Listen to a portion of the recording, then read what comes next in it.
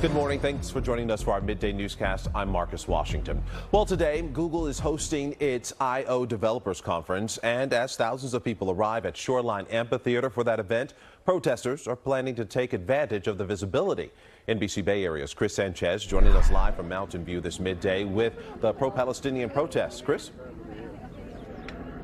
Well, hi there, Marcus. I want to show you here behind me. This is the main gate to get into Shoreline Amphitheatre, where the Google I/O Developers Conference is happening. You see all those folks standing around. That's because these protesters succeeded in shutting this main gate down.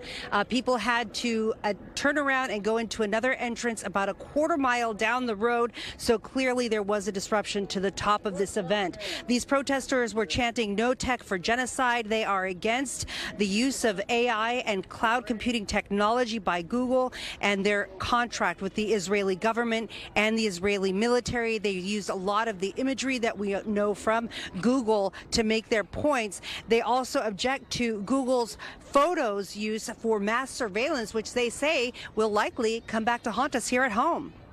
Google cannot get away with celebrating with bright colors and rainbow and, this sort of conference that's all about the positives that Google is doing for society, when at the same time Google is engaging in extremely shady and violent business by fueling a military that is committing a genocide that has already killed over 40,000.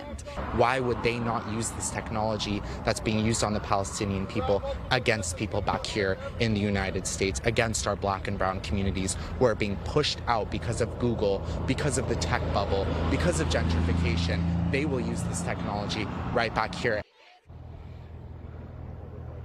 As we are looking from video over the scene from Sky Ranger, you can see that the attendees were rerouted, and a lot of them were sent about a quarter-mile down the road in order to get into the conference. There was a real disruption, though, because all of the security and screening equipment was down here where we are, about a quarter-mile away. But you saw as those protesters walked in and then flooded the gates, moved the barricades, and then successfully chained themselves together to form that human chain. I tried to talk to some of the folks who were waiting in line, the attendees. No one really had much to say, except for one man who says he supports it, but he's also frustrated.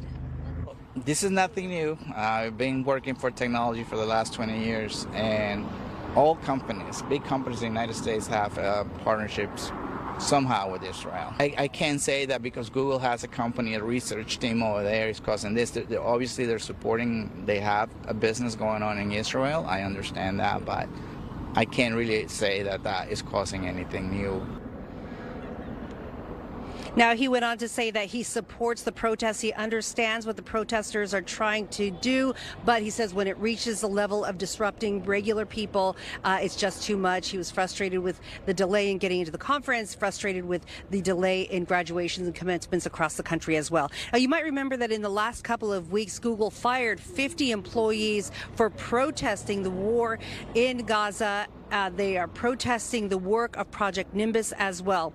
Meanwhile, a Bay Area family wants answers about Dr. Haleh Sheikho-Islamli, a Sutter Health doctor who was on a medical mission in Gaza and now cannot get out. So the protest here has wrapped up. The protesters unchained themselves. They are now making their way about 2 blocks down, where they are going to gather for a public rally. Anyone can join there. But they felt pretty empowered by the fact that they were able to disrupt this really big developers conference, disrupt Google, and shut down this main gate. And they did it just really smoothly, and it happened before you knew it was happening.